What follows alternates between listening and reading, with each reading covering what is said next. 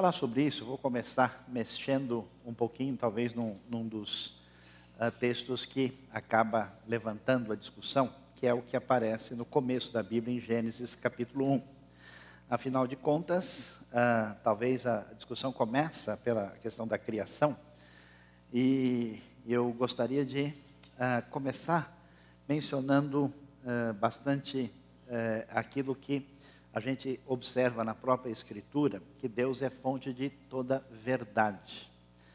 Nesse sentido, aquilo que se conhece sobre Deus e o que se conhece sobre a criação de Deus, de alguma forma corresponde a isso que vamos chamar de verdade.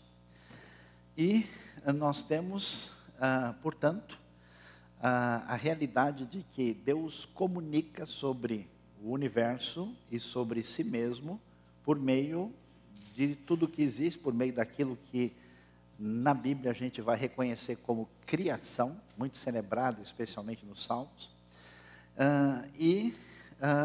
As nossas conclusões sobre isso estão aí em paralelo com aquilo que a palavra escrita, a revelação, aquilo que a Bíblia chama da lei do Senhor, que é perfeita, fala sobre Deus e nos traz também verdade. E, portanto, a questão para a gente é como é que a gente conversa aí, põe em conexão, em interação, esses dois discursos a respeito daquilo que a gente vai encontrar aí. A Bíblia vai dizer não só que a palavra de Deus é verdade, mas dizer que em Cristo Jesus, Colossenses capítulo 2 vai dizer, nele estão, capítulo 3, né, nele estão escondidos os tesouros da sabedoria e do conhecimento. Então, a Bíblia vai dizer algo muito interessante, que no princípio Deus, em hebraico é chamado de Elohim, criou Bará. Bará é um verbo que só Deus pode ser sujeito, não existe, né? A gente diz que ele é o Boré, o Criador, não há outro sujeito desse verbo na Escritura Sagrada. Ele cria os céus e a terra é descrita sem forma e vazia. Trevas cobriam a face do abismo, e o Espírito de Deus se movia sobre a face das águas, o início da narrativa da criação. É interessante que a gente vai ver com atenção como essa história da narrativa da criação é mais complexa do que a gente pode imaginar. Enquanto o texto bíblico diz isso, que Deus é o Criador, podemos dizer, de tudo que existe. O final de Gênesis 1, começo do capítulo 2, diz que Deus terminou a obra com todo o seu exército, cada coisa no seu lugar, né? Tudo devidamente ordenado. E a ideia fundamental, e é isso que a gente precisa entender, a ideia fundamental que aparece na Bíblia é uma ideia, por exemplo, que não vai concordar com o conceito de que a matéria e as coisas sempre existiram, como se a matéria fosse eterna. Ela sugere explicitamente, uma frase interessante, sugerir explicitamente, né? Uma ideia de um começo de uma vez só. Um começo que se define por uma ação que é um impulso criativo do Senhor do Universo. E olha que durante muito tempo, a ciência, através dos séculos, tentou moldar aí uma espécie de teoria explicativa sobre a origem do universo. E hoje, depois de tanto progresso, de tanto tudo aquilo que foi estudado desde a física mais antiga, depois a física newtoniana, depois a física pós-Einstein, a gente vai ter hoje uma referência que é aceita pela ciência de modo geral, e que existe uma espécie de origem do universo que tem sintonia com esse paradigma de criação bíblica.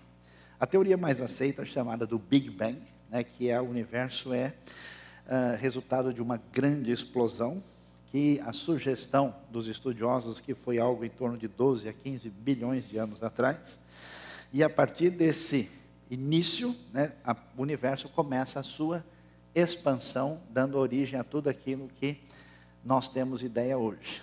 mesmo que a gente possa discutir, a gente vai tentar isso, o detalhamento dessa teoria e do texto bíblico, a gente vai ver que o ponto de partida de que tudo começou numa espécie de início grandioso, a ideia é paralela. O Big Bang tem sintonia em termos de cosmovisão com a perspectiva bíblica do início de tudo. Porque ou a gente admite que o universo sempre existiu, ou admite que ele teve um começo. Se ele teve um começo, a pergunta, ele tem vários começos, ou começo paulatino? Não, ele tem um começo numa grande momento. E isso bate exatamente com essa ideia semelhante ao que a Bíblia diz, quando ela afirma, e disse Deus. Então, a sugestão é essa, né? Mais ou menos, eu não sei até que ponto essas contas, elas sempre aparecem modificadas de década em década, e talvez venham a aparecer mais para frente. Se sugere aí mais ou menos 15 bilhões de anos, para termos aí o que é chamado de universo em expansão.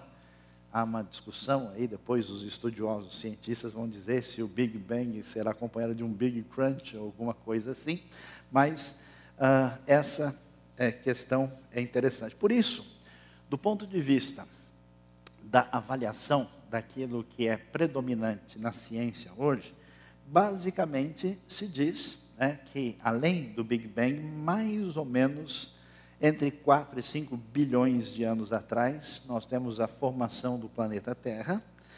Imagina-se aí, mais ou menos depois de 3 bilhões, origem de vida nos oceanos. É isso aqui.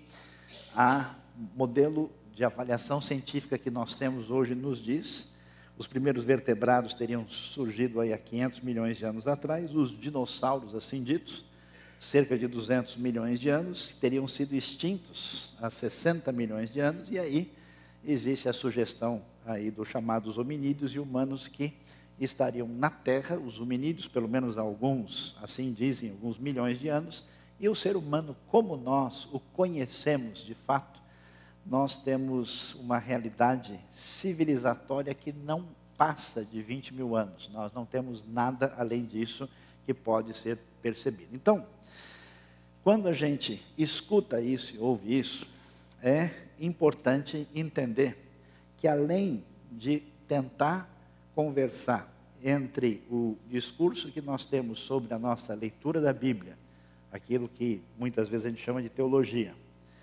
e o discurso de interpretação da realidade, que é a ciência, tem um outro assunto interessante que não aparece à primeira vista, que é a questão da filosofia. Filosofia, como a sua definição mais básica, o estudo das causas últimas de todas as coisas à luz da razão, e a gente talvez não tenha ideia que quando a gente tem o transcurso histórico, uma proposta, às vezes científica, uma proposta até mesmo dita teológica, às vezes você tem uma espécie de filosofia por trás daquele pensamento.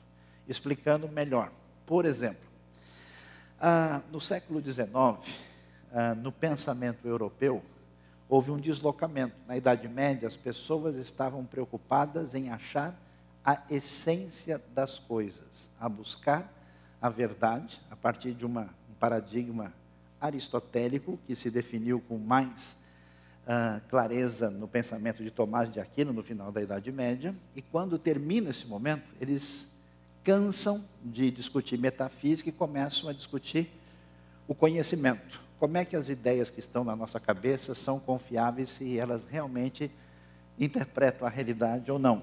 A razão tem condição de entender o mundo? Então, a preocupação agora com o conhecimento e a validade dele toma conta do pensamento depois do século XVI.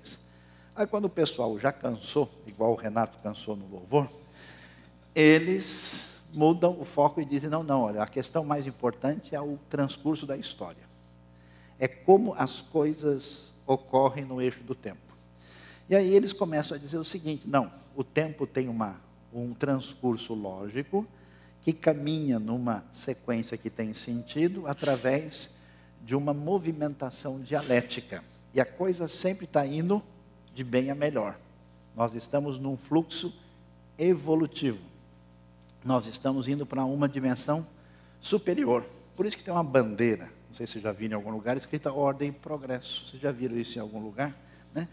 Essa ideia dominou o mundo e isso é uma ideologia que está na cabeça da maior parte das pessoas. Você vai numa cidade lá pequena e fala, lá não é tão evoluído ainda. Né?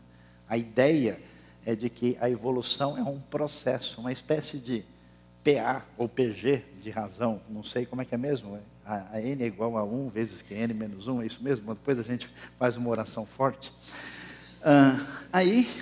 Essa proposta, ela, então, na verdade, não está verificada, é um ponto de partida.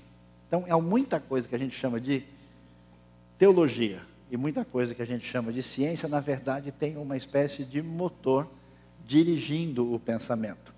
Enquanto a filosofia tenta usar só a razão para tentar descobrir princípios que explicam a realidade, a teologia faz uma coisa parecida, mas ela se volta para a revelação divina, para a Escritura, e tenta, à luz da razão, compreender a Escritura para chegar a conclusões válidas sobre Deus, o ser humano e a vida à nossa volta.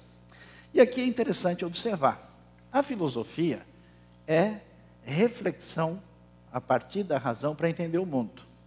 A teologia é uma reflexão também com a razão, levando em consideração a revelação da Escritura. A ciência é outro departamento.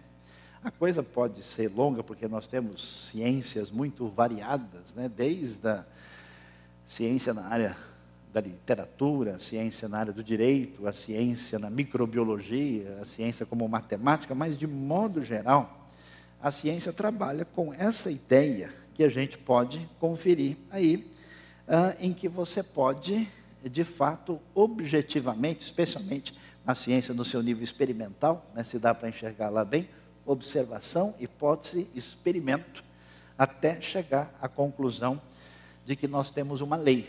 Né? Observa-se um fenômeno e se pode verificar que aquilo é constante dentro do que a gente costumava chamar de condições normais de temperatura e pressão. Muita gente vai precisar de uma oração no final da celebração hoje. E aqui uma coisa interessante. Quando a gente pensa em compreender a criação, é necessário que a gente entenda o papel de cada um. Por quê? Porque tem coisa que não tem nada a ver com a ciência. E tem coisa que não tem nada a ver com os estudos bíblicos e com a teologia. É claro que uma parte da discussão vai ter aí uma sobreposição.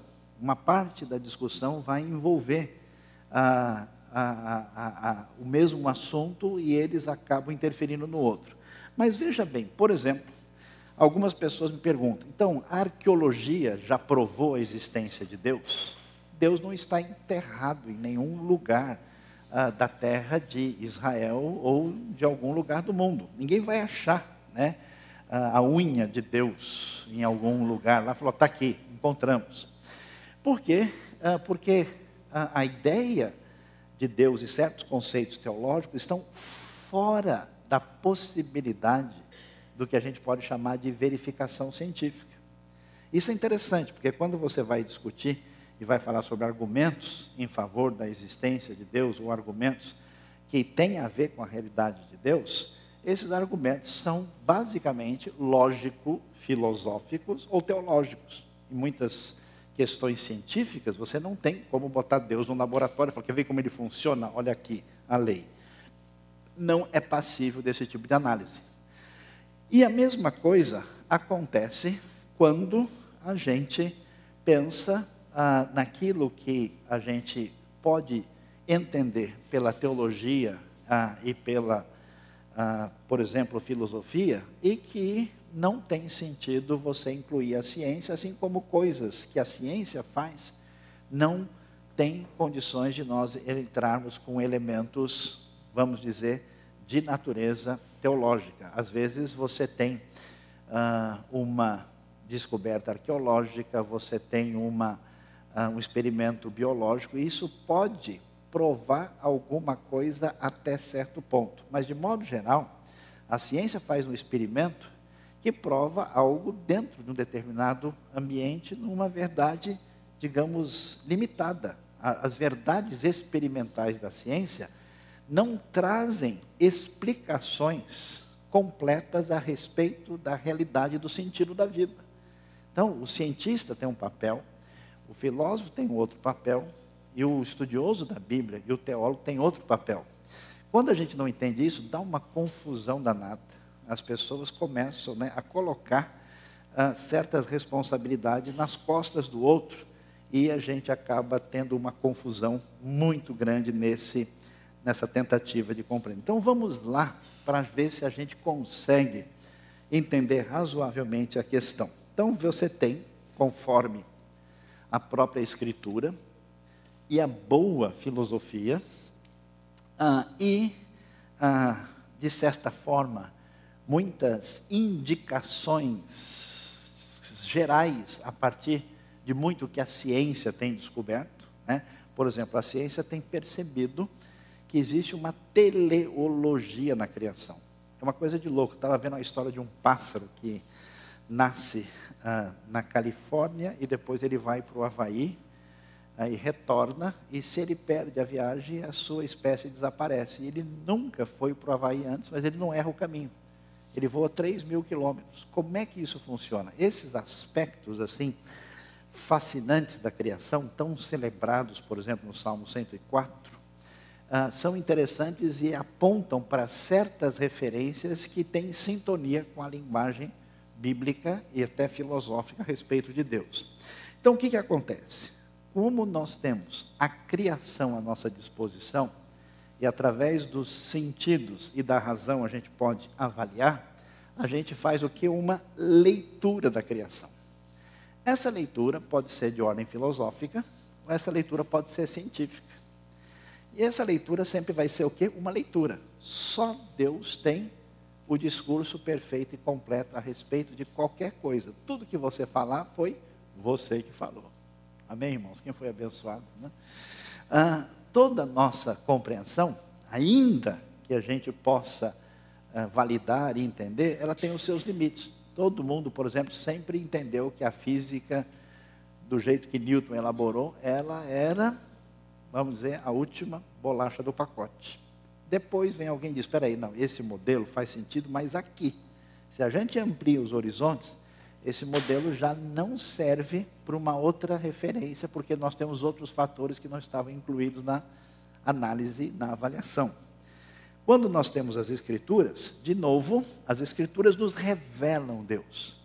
Elas nos revelam a sua vontade, a sua palavra. Só que nós temos o quê? A gente lendo a Escritura. E quem é que lê a Escritura? Sou eu e você. Então, toda leitura nossa da Escritura está aberta para discussão. Uma coisa que eu brinco, eu falo isso dos judeus, né? E falo isso dos batistas, onde tem 2 judeus ou 2 batistas reunidos, há pelo menos 7 opiniões diferentes. Então, a gente abre porque a conversa é livre. Uma coisa interessante, como o pensamento bíblico é um pensamento de liberdade, porque ele coloca a realidade da verdade na Escritura. Então, ele chama quem? O intérprete.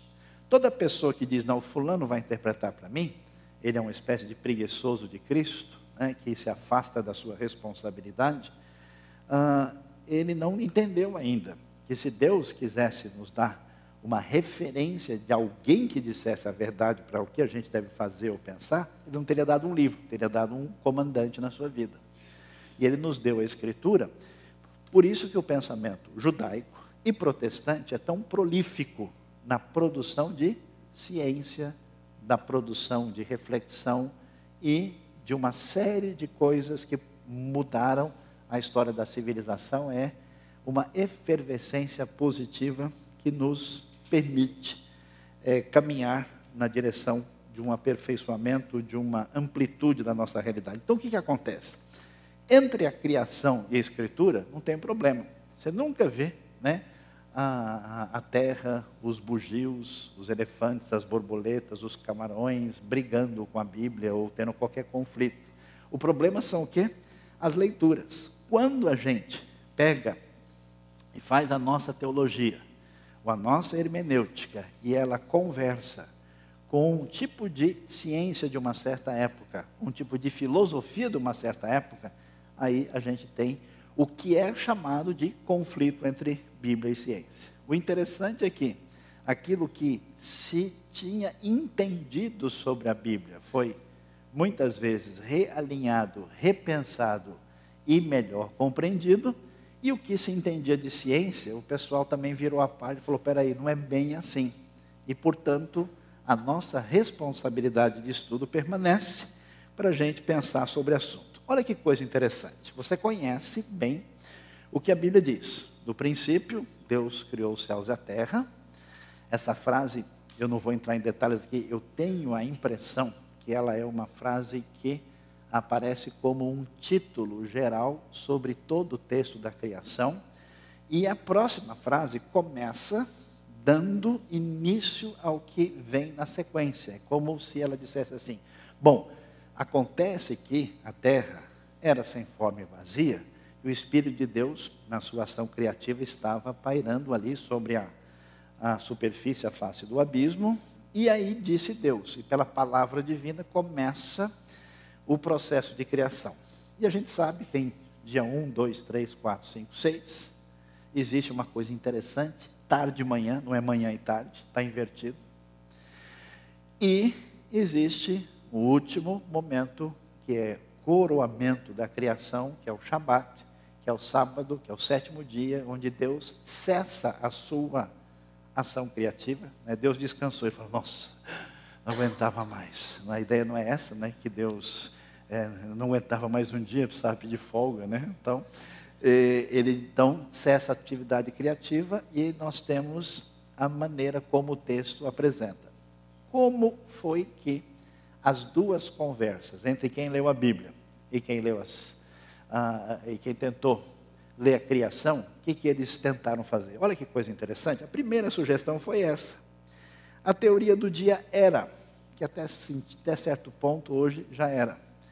Mas ela diz basicamente o seguinte, como a sugestão da geologia nos dá um período de tempo muito longo, e a ideia de um mundo de 6.000 anos, com dias de 24 horas na criação, parece ter muita dificuldade de se encaixar com essa geologia mais longa, o pessoal parece ter achado a solução. Eles disseram o seguinte, olha, Gênesis 1 traz os fatos na ordem certa, só que o período de tempo é muito maior, equivale a uma era de milhares, ou quem sabe até milhões de anos. E aí eles tentam até utilizar o versículo 2 Pedro 3,8, que para o Senhor um dia é como 1.000 anos, então cada dia significa milhares ou quem sabe milhões de anos, e aí a coisa estaria resolvida desse ponto de vista.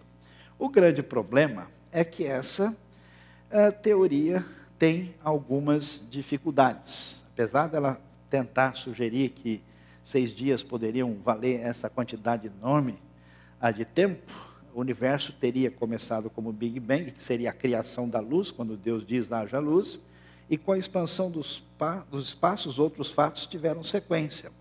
E qual que é a dificuldade? A dificuldade você lembra bem da criação? Não lembrou? Então vamos conversar de novo.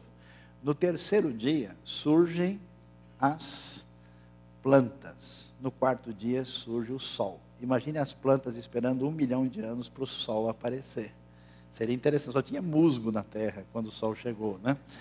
Então, a tentativa de fazer essas conexões tem uma certa dificuldade, porque a luz surge no primeiro dia, que luz é essa? E a luz surge no quarto dia, vindo do sol, da lua e das estrelas. Que luz é essa primeira? Como é que funciona? Essa sugestão tem várias dificuldades. Aí o pessoal continuou estudando e lendo o assunto, assim como vocês devem fazer depois de terminar a nossa reflexão hoje. E eles tiveram uma sugestão interessante, chamado dias de revelação. A Bíblia fala dia 1, 2, 3, 4, mas que dias são esses? Não é dias da criação, dias em que Moisés assistiu o trailer da criação. Foi dia 1, Moisés foi convidado, né, ao grande cinema celestial, e são 6 dias reais, mas não se refere à criação, mas o arquivo recebido, né, descompactado e instalado no HD mosaico. Ele recebe, e foram 6 dias sucessivos de visões dadas por Deus a Moisés, por isso está contado. Não se refere à criação, mas se refere à maneira como o registro a respeito da criação foi recebido. Olha, a ideia é criativa, né? O homem continua criando. A outra ideia parecida, para tentar lidar com isso, foram chamados dias de proclamação. É até uma ideia interessante essa, porque a Bíblia insiste muito no fato de que Deus criou tudo mediante a sua palavra. Deus não pode ser dominado pelo ser humano, Deus não é alguém que pode ser restrito a uma imagem, Deus só pode ser acessado mediante o seu nome. E tudo que ele faz é mediante a sua palavra. Hebreus vai confirmar isso. Então, quando se diz 6 dias, são 6 dias da palavra divina. Disse Deus. Agora, quando Deus falou, começou a acontecer. Quanto tempo demorou para acabar? Aí outro departamento. Disse Deus, haja luz. Pronto. A luz começou a funcionar e até a eletropaulo celestial, aí, sideral, fazer todas as conexões, ligações, a coisa caminhou. E a discussão é que se está caminhando até hoje. Os 6 dias seriam, aí, referem-se a dias de proclamação divina. Até uma coisa para a gente pensar, né? A criação acabou ou tem coisa sendo criada? Se não tem coisa sendo criada, as pessoas que existiram agora, foram criadas agora, como é que foram? A criação é estática ou prossegue, né? Então, interessante. As ordens divinas foram executadas em longos períodos de tempo. A outra ideia, talvez um pouco mais estranha e esquisita, e talvez você nunca ouviu falar, é que é uma questão geográfica. Sim, houve 6 dias de criação, mas foi local. A coisa aconteceu ali. Só o Éden foi criado em 6 dias. Deus fez um trabalho localizado. Algumas espécies teriam sido criadas antes do Éden. Fora do Éden havia morte, dentro do Éden não. E Gênesis 2 vai falar de uma época anterior ao cultivo do solo pelo homem. Uma ideia que tenta fazer o seguinte, olha, o registro daquilo que a gente vê no que é chamado o discurso da ciência está lá fora. O registro do que fala de como Deus fez está aqui dentro. Então a gente faz uma distinção e coloca em 2 departamentos, o que não sei se seria uma ideia tão interessante. Uma outra sugestão bastante atraente e que teve muita gente interessada nela nos últimos anos foi chamada teoria do intervalo. O que a teoria do intervalo diz? Diz o seguinte, ela chama atenção que a Terra era sem forma e vazia, e que havia trevas sobre a face do abismo, e que o texto bíblico não diz explicitamente que Deus criou a água parece que já está lá.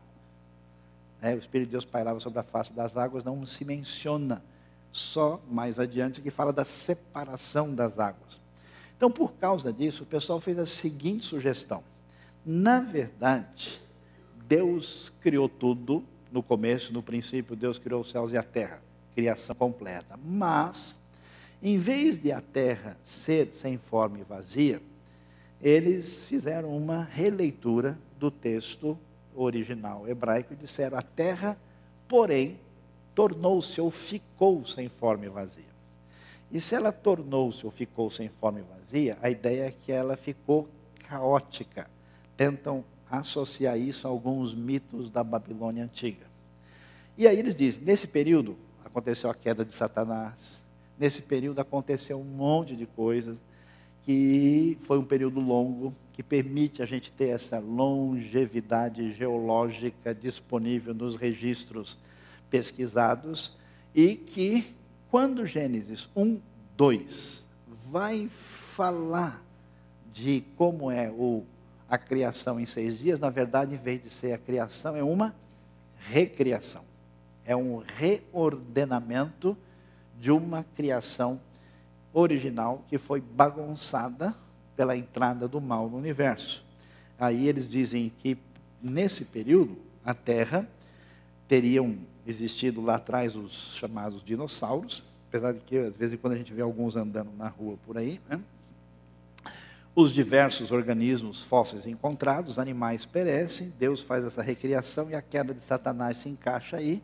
Isso é uma tentativa de fazer com que o discurso da leitura literal do texto converse de uma maneira com o que é chamado o discurso da geologia predominante no nosso contexto hoje, né? Há uma dificuldade. A teoria é muito interessante, é muito atraente, só que ela não aparece em nenhum outro lugar da Bíblia. Êxodo vai falar, em 6 dias o Senhor Deus fez os céus e a terra.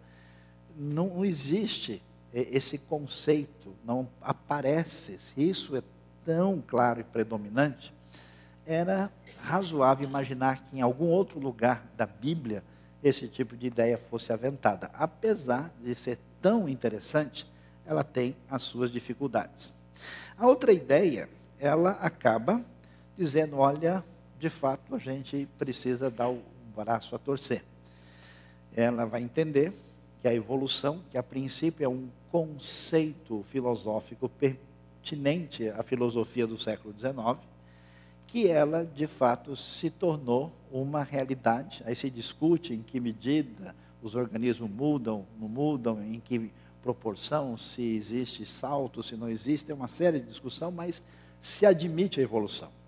E aí existe uma série de pensadores que se denominam cristãos e confiantes na Bíblia, que são chamados evolucionistas teístas, dizendo, olha, a evolução darwiniana, ateísta secular, não tem o mínimo sentido, porque ela tenta dizer que o processo é automático e Deus não está presente. Mas alguns, como um homem chamado Teilhard de Chardin, ele vai dizer o seguinte, que a evolução foi a maneira como Deus fez com que a realidade da criação se estabelecesse. Deus estaria então na direção desse processo contínuo de evolução e, claro, diante disso, Gênesis 1 tem verdades teológicas, verdades morais, verdades importantes, mas é apenas um relato simbólico. O que, claro, causa uma série de dificuldades, né? Quando a gente lê sobre queda, entrada do pecado, isso com a mesma ideia de evolução, a gente lê o texto de Romanos, capítulo 5, sobre a entrada do pecado no mundo. A ligação com a teoria evolutiva tem uma série de desafios. E ela enfatiza esse aspecto teleológico da natureza. E, finalmente, está vendo só? Você está desafiado a criar mais uma leitura no final da nossa reflexão. Surge o que é chamado de leitura literária. E vai dizer o seguinte, Gênesis 1 não é um discurso científico. E aí uma coisa importante, preste atenção, você nasceu no mundo ocidental, no século 20 ou 21, não vamos entrar em detalhes aqui sobre isso agora, né? E você acabou estudando, né, e lendo o mundo a partir da referência que você recebeu. Só que uma pessoa no Israel antigo, nos tempos bíblicos, pensava de maneira completamente diferente. O discurso não foi escrito nem no Ocidente, nem numa cultura greco-romana, e nem com perspectivas que a gente tem. Qual que é o problema de ler o texto bíblico? Você perguntar para ele o que ele não quer responder e não escutar o que ele está tentando te ensinar. Então, nesse sentido, primeira coisa, Gênesis 1 não é um discurso científico. Senão a Bíblia dizia, no princípio era o átomo do hidrogênio. Primeiro uma partícula, né, de meson que explodiu, houve uma fissão nuclear. Não, ele não vai. Ele vai falar sobre Deus de uma maneira que qualquer pastor de rebanhos no antigo Israel conseguia entender e receber seu ensino. Apesar de não ser um discurso científico, a gente vê que o texto é bem organizadinho, é muito arrumado. Ele é literariamente organizado. E não dá para a gente tentar forçar, incluir no texto, que é o que geralmente muita gente faz, né? Tentar dar um jeito de botar a última interpretação científica sobre um assunto ou outro dentro do texto para ver se encaixa lá. Às vezes o texto não está nem preocupado com isso.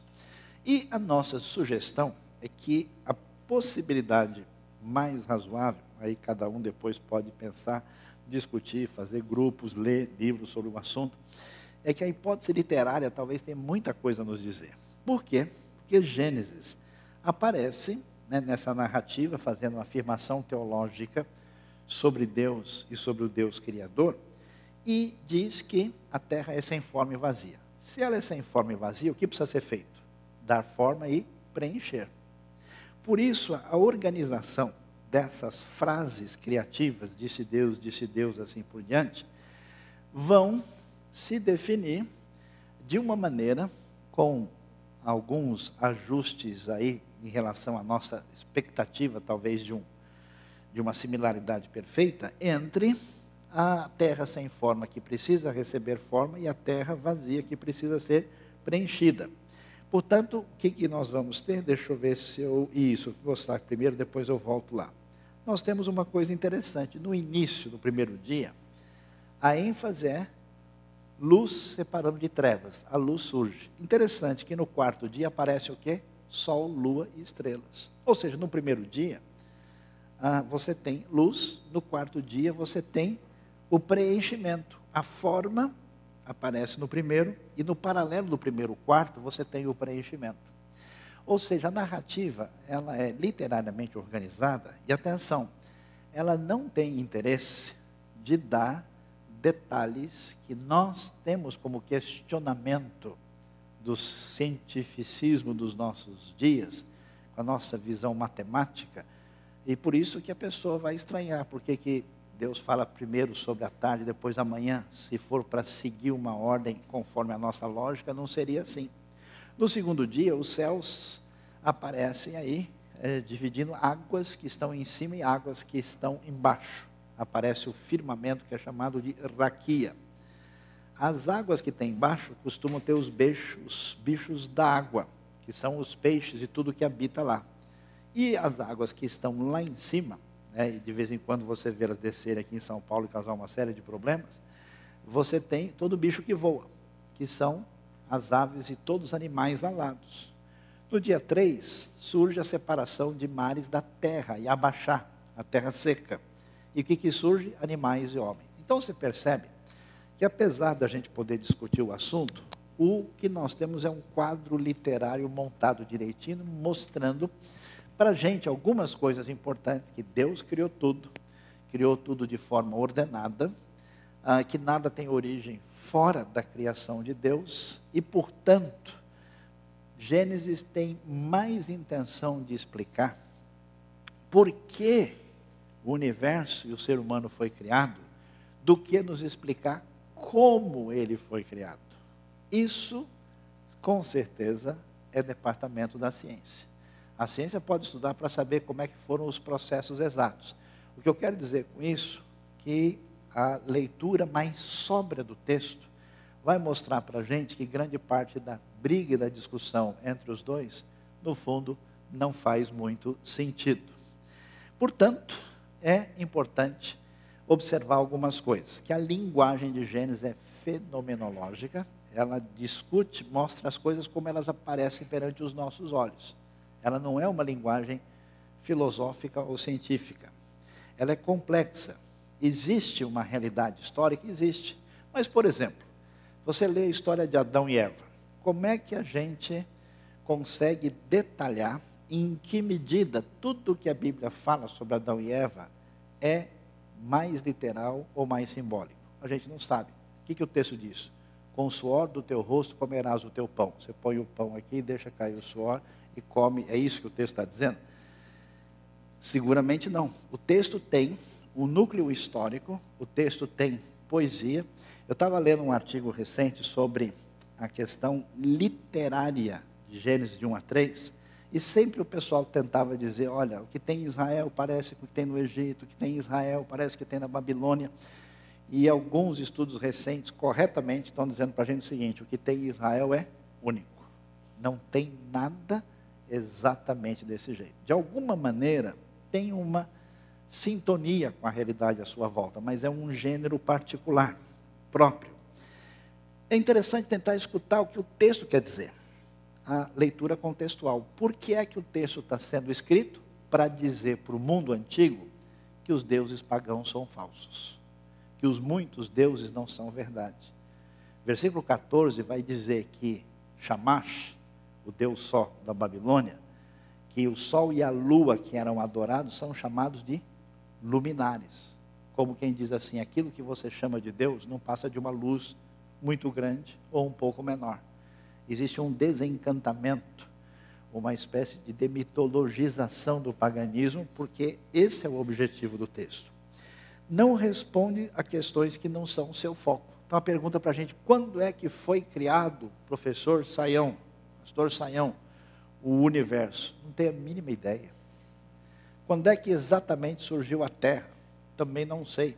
Eu acho que Gênesis 1 não quer responder isso. Mostra por que Deus criou, e não como ele fez no detalhe, porque não é o objetivo. Você está fazendo a pergunta errada para o texto errado. E o texto, portanto, não deve ser lido literalmente. Portanto, os dias não podem ter 24 horas, na nossa opinião, até porque o sol surge no quarto dia. Quantas horas tem os dias anteriores, se o sol não apareceu ainda?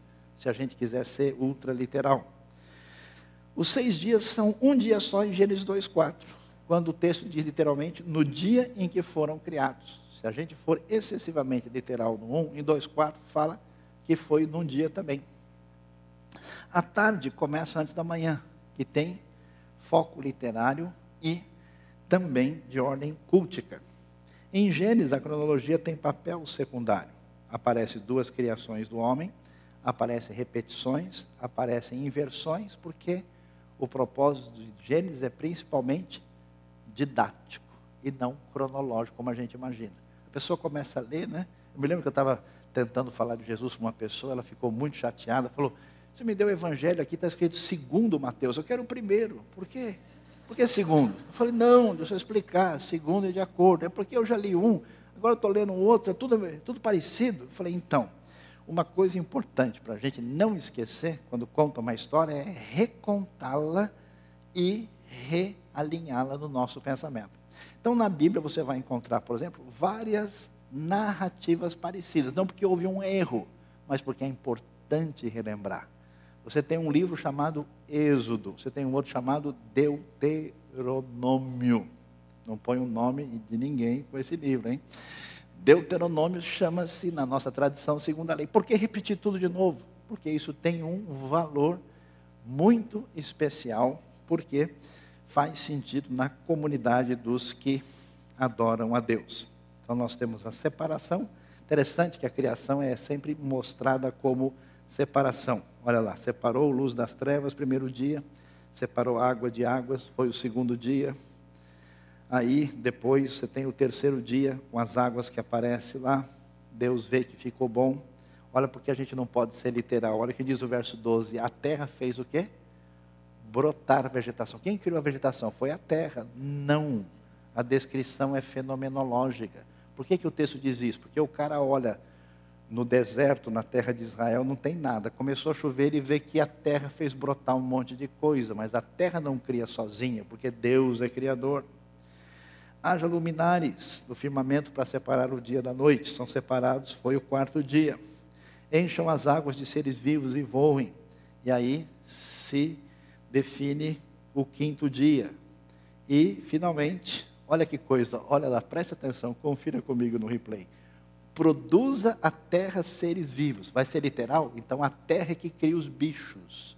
Lógico que a linguagem não é ontológica, no sentido de definir que a terra é produtora de animais, de acordo com as suas espécies, rebanhos domésticos, animais selvagens e demais seres vivos da terra. E, finalmente, a Bíblia vai mostrar o coroamento da criação, colocando aí o homem como imagem e semelhança de Deus, e vai dizer que tudo que Deus fez ficou muito bom, foi o sexto dia, e a transformação do tempo natural em tempo de lembrança do Deus que age na história como Criador e Redentor, estabelece o ciclo de 7, que é o famoso Shabat, que entra como sábado e que entra o conceito na tradição cristã depois, e no 7º dia Deus havia concluído a obra que realizara.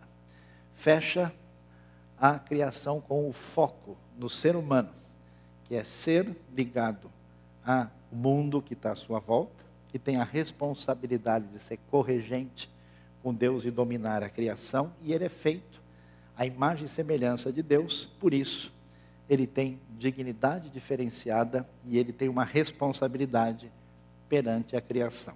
O que a gente conclui da nossa reflexão? A Bíblia, olha que coisa interessante, não tenta provar a existência de Deus.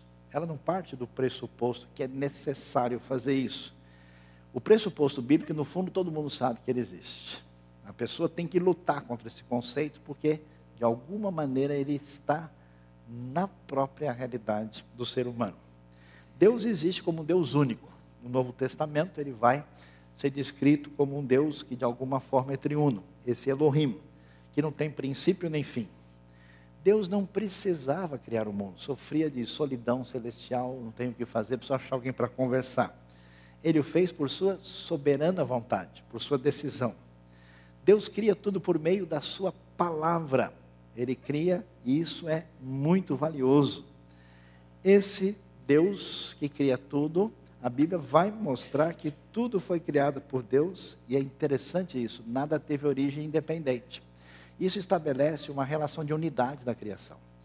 Quando a gente imagina, como acontece no mundo politeísta, que cada coisa tem uma origem diferente, a vida é uma loucura. A ideia de uma realidade integral sob um mesmo Deus, Deus que domina o tempo e o espaço, é muito valiosa, e nada foi criado pelo mal. Porque eu me lembro, quando eu estudei uns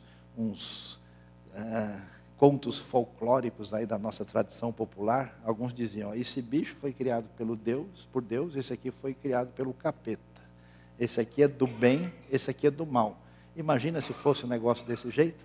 A Bíblia diz que o mal não tem razão de criação em nada. Tudo teve princípio. A matéria não é autoexistente. Ela não corresponde ao que é o divino. A obra de Deus possui ordem e harmonia. Deus cria tudo a partir do nada, não existe uma referência anterior.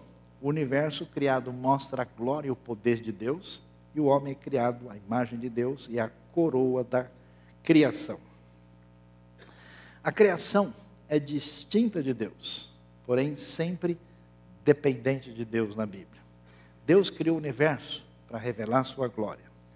Se a gente entender direito a Bíblia, compreendendo o contexto, compreendendo os limites daquela declaração, compreendendo a aplicação delas, não acredito que venhamos ter qualquer conflito definitivo entre a leitura saudável e adequada da Escritura e a ciência.